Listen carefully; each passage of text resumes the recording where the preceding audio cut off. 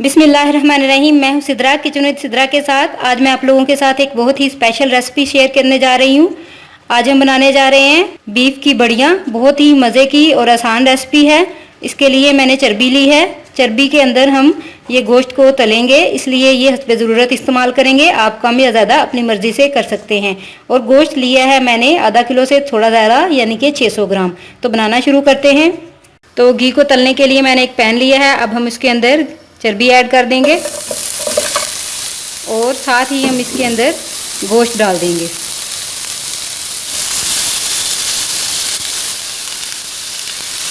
और फ्लेम को नीचे से थोड़ा सा लो कर देंगे और इसको हम पकाएंगे जहाँ तक कि गोश्त हमारा अच्छी तरह से गल जाए और इसके अंदर का पानी खुश्क हो जाए।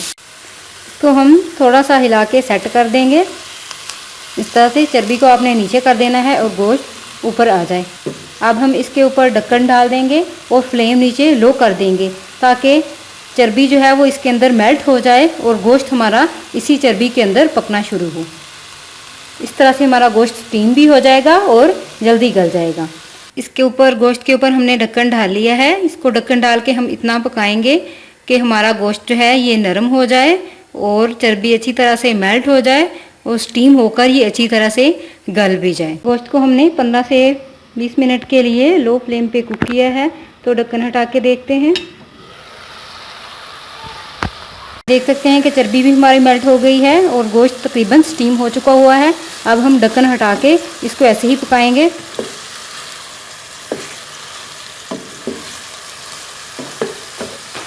ढक्कन हटाने के बाद हमने इसको 10 से 15 मिनट के लिए मज़ीद फ्राई किया है। ये देखें, इसका कलर जो है वो चेंज होना शुरू हो गया है। ये देखें। और इसके अंदर अब हम थोड़ा सा नमक डाल देंगे हस्बे ज़रूरत। इसको अच्छी तरह से मिक्स करेंगे और इसको मज़ीद हम पकाएंगे। 10 मिनट मज़ीद हम फ्राई करेंगे।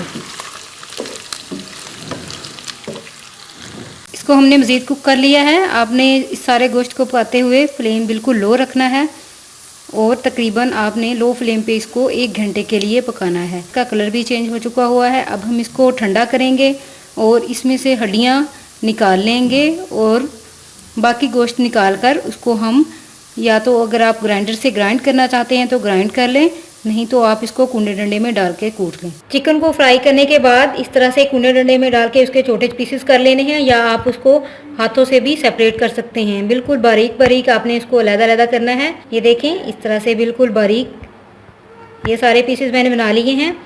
बढ़िया बनाने के लिए हम इसमें जो दालें ऐड करेंगे, दाल माश ली है, उसमें मैंने 200 ग्राम। पानी हम इस्तेमाल करेंगे हस्बे ज़रूरत। साल्ट टू टेस्ट, आधा चम्मच हल्दी, 1 चम्मच सुरख मिर्च पाउडर, 300 ग्राम चने की दाल, इसको क्रश कर लेना है। 200 ग्राम मूंग की दाल। ज़ीरा लेंगे हम 1 चम्मच, 1 चम्मच क्रश किया हुआ धनिया, खुश्क धनिया और आधा चम्मच क्रश की हुई सुरख मिर्च। ये जो दालें हम इस्तेमाल कर रहे हैं, इनको आपने ग्राइंड करते वक्त ख्याल रखना है कि इनको बहुत ज़्यादा ग्राइंड नहीं करना और ना ही बहुत कम ग्राइंड करना है। ये देखें, इस तरह की होनी चाहिए जिस तरह से ये है दाल मूंग। अब हम इन सारी चीज़ों को मिक्स करेंगे और सबसे पहले एक बड़ा बर्तन लेंगे और इसमें स्पाइसेस डालेंगे। क्यूमन सीड डालेंगे, क्रश किया हुआ धनिया डालेंगे और कुटी हुई सुरख मिर्च डाल देंगे।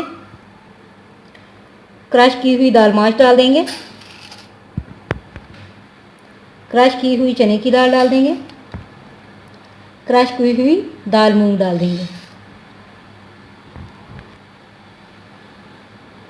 फिर हम इसमें सुरख मिर्च पाउडर, हल्दी और नमक डाल देंगे और जो चिकन हमने इसको इस तरह से बनाया था, इनके पीसेस किए थे, ये ऐड कर देंगे। अब इस सारे मटेरियल को हम थोड़ा थोड़ा पानी डाल के गूंदेंगे। बिल्कुल हमने इसको सख्त गूंदना है, बहुत ज़्यादा सख्त। तो पानी डालते हैं। अब हम थोड़ा थोड़ा पानी डालते जाएंगे और इस सारे मटेरियल को मिक्स कर लेंगे।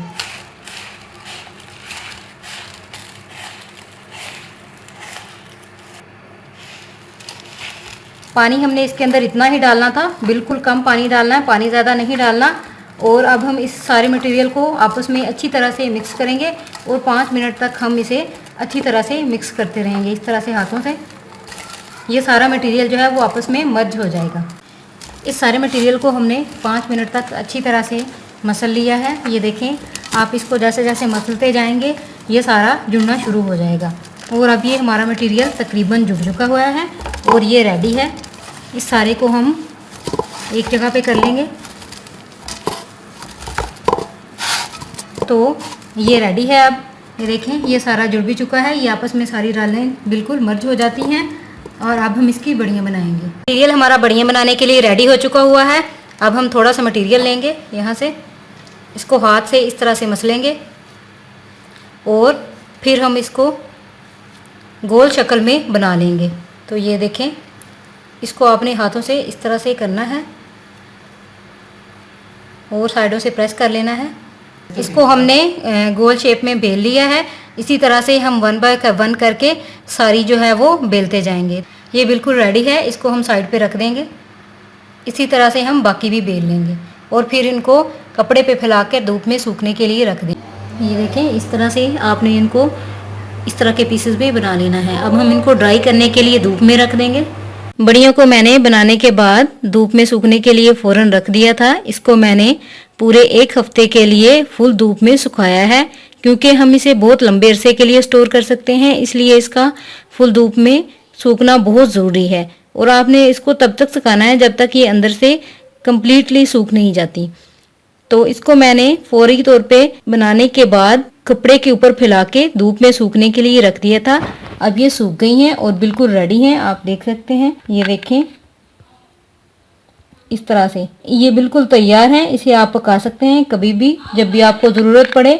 बेसिकली ये तब पकाई जा सकती हैं जब आपके घर में पकाने के लिए कुछ ना हो, सब्जियां वगैरह अवेलेबल ना हो, तो आप फौरी तौर पे ये पका सकते हैं और ये बहुत ही मज़े की बनती हैं। इसको आप सालन की तरह ही पका सकते हैं और इसको आप बहुत लंबे अरसे के लिए स्टोर कर सकते हैं। आप इसको 1 साल के लिए भी स्टोर कर सकते हैं, लेकिन इसमें यह है कि अगर आप इस एयर टाइट शीशे के जार में बंद करें, इसको थोड़ा सा नमी से बचाएं, क्योंकि ये तब ख़राब होती हैं अगर आप इसे नमी वाली जगह में रखेंगे। अगर आपके पास इसको महफूज करने के लिए कोई चीज़ नहीं है तो आप इसे उस जगह पे रखें जहाँ पे टेम्परेचर जो है वो थोड़ा ज़्यादा हो या रूम टेम्परेचर के बराबर हो। अगर आप इसे रूम टेम्परेचर पे ही रखेंगे तो भी ये बहुत अरसे के लिए सेव रह सकती हैं। जब चाहें आप इसे पका सकते हैं। उम्मीद है कि आपको ये रेसिपी पसंद आएगी। तो इसके लिए मेरी वीडियो को लाइक कीजिए, शेयर कीजिए, कमेंट कीजिए और मेरे चैनल को सब्सक्राइब कीजिए और दुआओं में याद रखिए।